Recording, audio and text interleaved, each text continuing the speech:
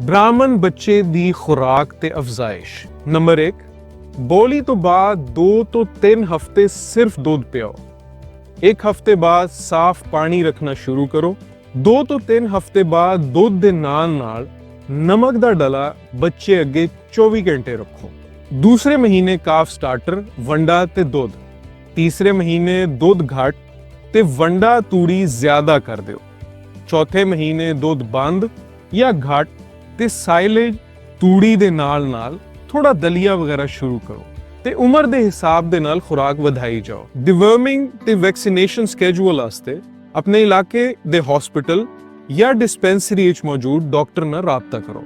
ਬ੍ਰਾਹਮਣ ਨਸਲ ਬਾਰੇ ਸਾਰੇ ਸਵਾਲਾਂ ਦੇ ਜਵਾਬ ਵਾਸਤੇ ਅਲ-ਹਵਾਨ ਗਰੁੱਪ ਦੇ ਨਾਂ ਤੋਂ ਸਾਡੇ YouTube, Facebook ਤੇ TikTok ਚੈਨਲਸ ਵਿਜ਼ਿਟ ਕਰੋ ਜਾਂ ਮਜ਼ੀਦ ਮਾਲੂਮਾਤ ਵਾਸਤੇ ਸਾਡੇ WhatsApp ਨੰਬਰ 0332 2724 626 ਤੇ ਮੈਸੇਜ ਕਰੋ।